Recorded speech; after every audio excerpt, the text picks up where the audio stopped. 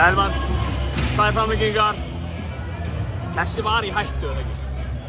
Jú, bara einhvern veginn típiskur úrslitakeppnisleikur. Ég meina, þeir voru eitthvað 17 stigum yfir í þriðja og voru hitta drullu vel, en mér fannst við bara gera ótrúlega vel. Mér fannst við gera fáránlega vel og bara ógeðslega mikið kredit á okkur að halda haus. Það er mjög létt að missa hausinn, sérstaklega útivelli. En mér fannst við gera bara mjög vel og bara mjög stoltur af mínum mönnum fyrir að halda haus allan tíman. En jú, þetta var í hættu allavega 6-7 sinnum eða eitthvað.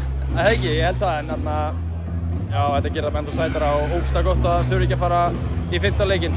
Góður haus á þessu liði. Þeir eru ríkjandi Íslandsmeistarar, lendir 6 undir hérna í framlengingu, en það er einhvern veginn eins og hjarta slá ekkert hraðar. Já, mér fannst þið bara vera mjög rólegir einhvern veginn. Mér fannst þið vera bara mjög yfirvegað sem var alveg ótrúlegt, sko. Og ég sjálfur get bara svara fyrir það að ég var mjög rólegur með við allt sem var í gangi, sko. Og það var greinilega endurspeglast bara í öllum 5 leikmönnum sem voru inn á og allir sem kom inn á. Ég meina Bjarni og Viktor kom inn á í framlengingunni sem er ótrúlega erfitt og þeir stóðu sem bara svo hetjur. Og mér fannst það bara endurspeglast svolítið daginn í dag fyrir okkur. En ég meina þessi leikur hefði getað farið báðum megin. Eitt frákast eða eitt skot hinum megin hefði gefið þeim sigurinn. Þannig að bara ógeðslega glaður að vinna og að vera réttu megin við þetta.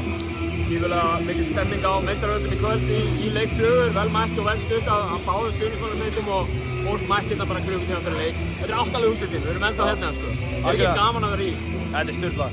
Ég meina íslensku körfubolti, eða úrslitakeppnin í íslensku körfubolti er orðið bara það mikil skemmtun og það góður og þetta eru 2 lið sem eru með frábæra stuðningsmenn og ég meina bara kredit á KR að vita allir að KR eru með eitt af bestu stuðningsmennum á landinu og þau bara styðja sína menn og þetta er bara ógeðslega gaman. Sérstaklega þegar maður þarf ekki að byggja sig inn í úrslitakeppnina og þetta verður meira og meira og meira. Þetta var bara orðið tróðfullt og þvílík stemning strax og það er bara geggjað, ógeðslega gaman. Verð að spyrja það eins og því, þeir missi skipperinn út af hérna, þeir meiðast frekar illa í 4. leikunum. Hver? Ægir, skipperinn fyrirgeðu. Já, hérna kafteninn. Já. Hvað bara svona hugsaður það? Hvað Ég hugsaði bara ég þurfti að taka aðeins fleiri skot núna. Já. Nei, ég meina, þú hefur enga tíma til að hugsa, hann fer bara út af hérna og leit út fyrir hann hafi dottið úr dottið úr lið á olnbogunum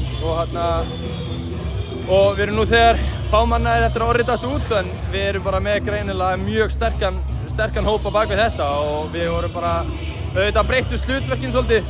Pablo og ég fórum meira í pointguardinn og þetta bara svona shifta aðeins en mér fannst við bara ná að endurstilla okkur mjög fljótt og einhvern veginn kom engin dempur. Þetta var bara gaf okkur motivation en núna þurfum við að fara inn í klefa og heyra í okkar manni. Ég veit ekkert hver staðan á honum er og hvernig hann hefur það, þannig að vonandi bara eins góð og hann verður tilbúinn í næstu seríu, sko. Óskar mót í undanúrslitunum?